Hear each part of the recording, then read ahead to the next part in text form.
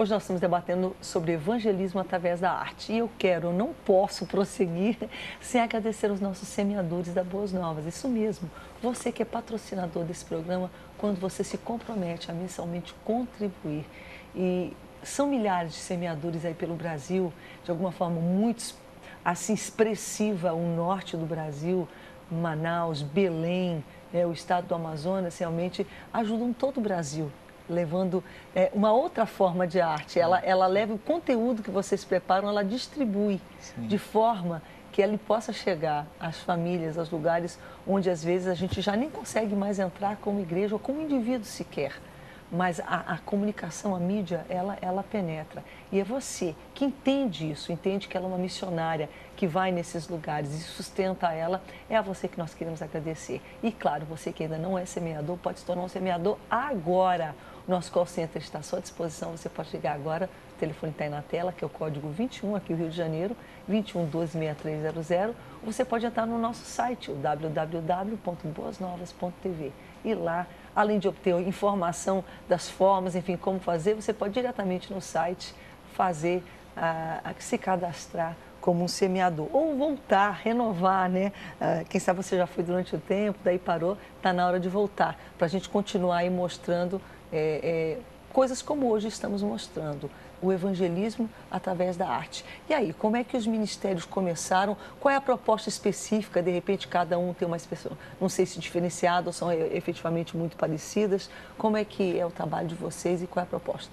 O ministério começou a partir do momento que eu entendi e aceitei o chamado de Deus para viver de forma integral, né? O I de Missões e Arte, né? Que faltava 7 meses para o meu casamento, eu recebi uma palavra de Deus e foi uma loucura, assim. Eu falei, eu ouvi Deus muito claramente, falei com minha esposa, ele tem 1 ano de casado, e aí a gente aceitou o chamado de Deus, na verdade eu, principalmente como integral, e aí nasceu o I de Missões e Arte. E hoje, o nosso projeto que tem mais visibilidade, que a gente trabalha semanalmente, 3 vezes por semana, é a trupe Miolo Mole, que é uma trupe de palhaços, e hoje o nosso local de maior atuação são 2 hospitais aqui no Rio de Janeiro. Entendi. 3 vezes por semana a gente está no hospital.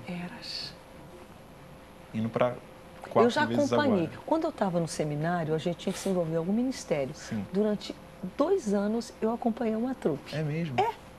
No setor pediátrico do principal hospital onde eu estudava. Olha, né? que legal. E a gente tinha que revezar. Então tinha um kitzinho assim, o nariz, a tinta branca, a preta, né?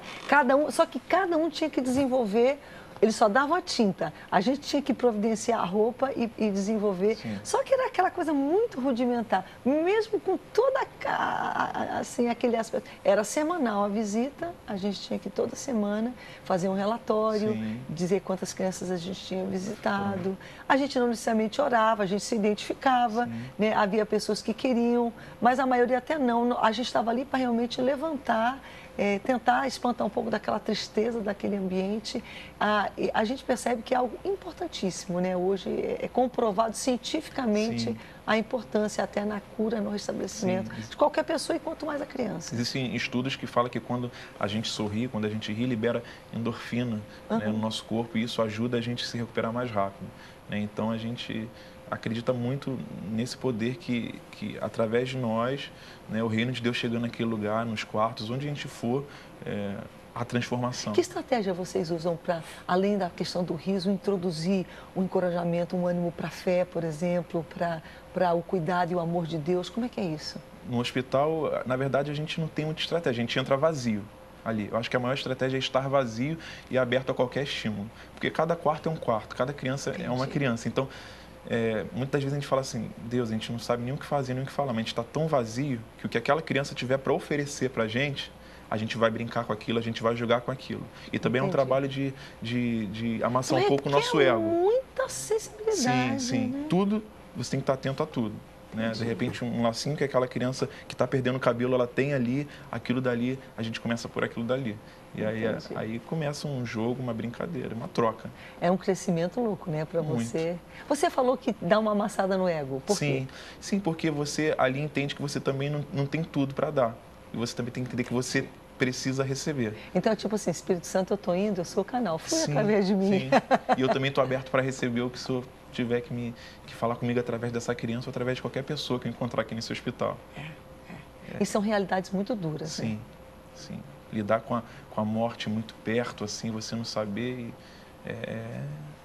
é muito difícil, assim, mas Deus chamou a gente para isso, e a gente... E muitas vezes a gente não quer nem encarar, a gente faz de conta que isso nem existe. E a gente vê também quanto que a gente é feliz, quanto que a gente reclama, né? Fala, Deus, como o Senhor tem sido gracioso comigo, não posso reclamar de nada. E o Giovanni em si, gente, conta aí, como é que tá, como é que começou? O Ministério tem 14 anos já, começou com o Kaique. Agora nós estamos com 16 equipes espalhadas pelo Brasil com a mesma peça, na campanha Refém. É uma campanha para ajudar o nosso projeto em Angola. Nós temos um orfanato, uma escola em Angola com 1.080 crianças agora. Uau. Que são sustentadas através da arte, através das peças, das ofertas das igrejas. Então vocês não estão visando apenas se sustentarem naquilo que precisarem, mas sustentar também projetos missionários. Sim. Aí nós temos a aldeia Nissi lá em Angola, em Bié, que nós sustentamos agora 1.080 crianças. Elas estudam, se alimentam na escola. Então, e são 16 equipes espalhadas com a mesma peça agora. Antigamente nós tínhamos peças divididas, cada equipe apresentava uma peça. Entendi. Agora até o final do ano nós estamos com uma peça só, que é Refém. E essas 16 equipes estão fazendo a mesma peça por todo o Brasil. Caramba. Começou com o Kaique, né, na verdade. Na verdade, sim, há 14 anos atrás começou... Era um grupo, o Kaique havia se convertido há pouco tempo, aí na Igreja do Nazareno, em São Paulo. E ele foi convidado para dar aula de teatro para esse grupo. Era um grupo de igreja. Então ele começou a dar aula de teatro. Aí a liderança desse grupo acabou saindo e ele foi convidado para assumir a liderança. Então dentro dessa aula de teatro acabaram vindo pessoas de outras denominações, de outras igrejas. E aí surgiu a peça O Jardim do Inimigo, que na época tinha 20 minutos, 30 minutos. Hoje tem um pouco mais de 2 horas. Então, foi crescendo, foram apresentando, aí as pessoas que vieram para fazer aula acabaram se tornando parte do grupo, aí o grupo já se tornou interdenominacional, não mais um grupo da igreja, começaram a sair por ali, por região de Campinas, interior de São Paulo, até que vieram para o Rio. A primeira viagem fora do estado de São Paulo veio para o Rio. O grupo tem 14 anos, então acho que uns 12 anos, mais ou menos, foi a primeira vez que veio ao Rio. E começaram a ministrar, ainda cada um tinha o seu trabalho, cada um tinha a sua faculdade. Vieram um tempo apenas de licença, voltaram para Campinas e foi quando Deus pediu a renúncia, para que todos ficassem em tempo integral. Alguns renunciaram, alguns abriram mão, outros já viram que não era o chamado, não era a visão. E a partir daí o grupo começou a ser um grupo integral de pessoas renunciadas. Aí voltaram ao Rio de Janeiro, foi quando eu os conheci, né? Eu, na época, eu sou carioca, então na época eu ajudava a fazer a agenda. Então eu não era do grupo na época, vou fazer 9 anos que eu estou no Ministério. Entendi. Então aí depois começou. Então aí daí veio, foi para o norte, depois para o nordeste, para o sul. E esses grupos, esses 16 grupos que ele mencionou, eles estão em cidades, em regiões diferentes do Brasil, Brasil espalhados do pelo Brasil todo? do norte a sul. Uau. São 100 missionários, aproximadamente. Cara, e todos vivem de tempo integral disso? Todos de tempo integral. Gente, sabe o que é interessante? Naturalmente que a gente não pode botar numa caixa, porque a gente já sabe até por etapas que Deus trabalha, todos vocês de repente começaram no não integral para depois entender que aquele era o chamado. Mas a gente tem que perceber e entender que e não é porque que é circularmente assim que a gente tem que ser assim, mas isso remete justamente ao foco, à excelência, aquilo que demanda para que seja realmente eficaz. Então a gente sabe que no mundo secular, quem vive disso faz só isso.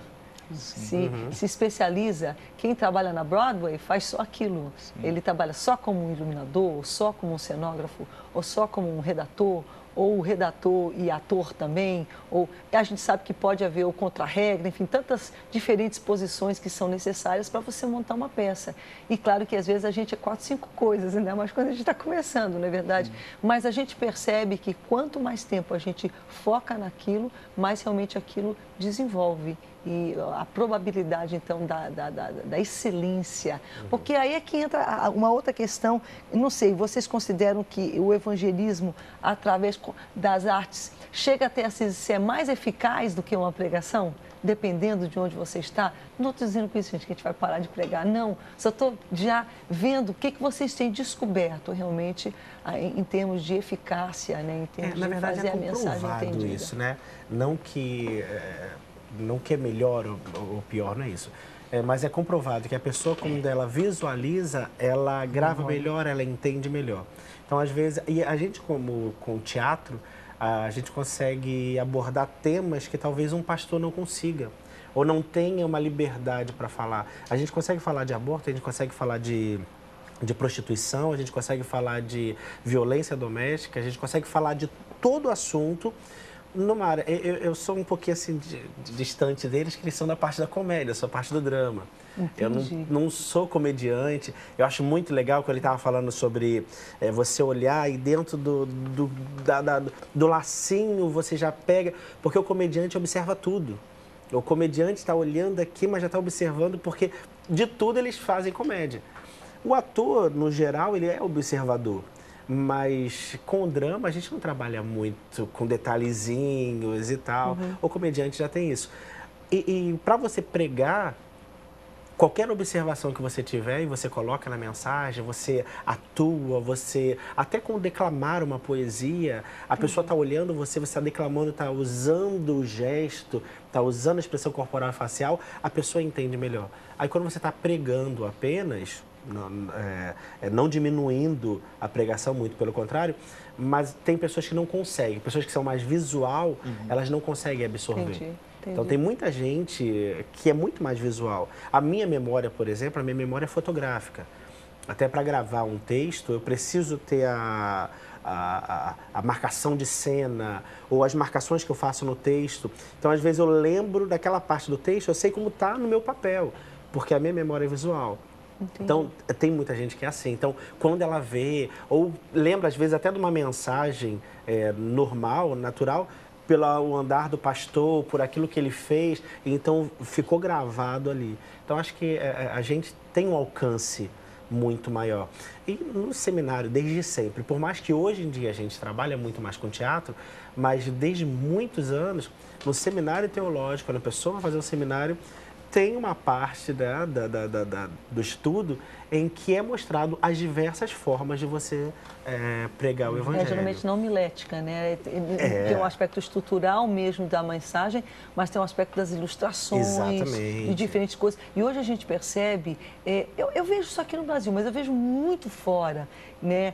Você chega numa igreja e tem uma porta, tem um caixão, tem uma mesa, tem um tanque de lavar roupa, tem uma máquina de lavar e secar, tem uma tábua de passar roupa e um ferro, né? Tem um guarda-roupa, enfim, eles gostam de trazer efetivamente elementos que ajudem eles a ilustrar e ajudem as pessoas a fixar. A gente tem que ir ao intervalo, mas a gente volta falando sobre Jesus, porque Jesus usou muito isso, né? Através das parábolas. Ele descrevia cenas, acontecimentos, coisas que eram familiares do cotidiano, que ajudavam as pessoas a entender e a memorizar, a guardar aquela mensagem que ele estava tentando passar. Como fazer isso? Que palavra vocês têm, por exemplo, para a gente que está aí assistindo a gente, que tem um grupo de teatro na igreja? Como levar isso adiante? Como desenvolver o trabalho? E com certeza contar testemunhos, né, de experiências que vocês já tiveram aí como resultado do trabalho de vocês. A gente volta já. Cabeça pra cima.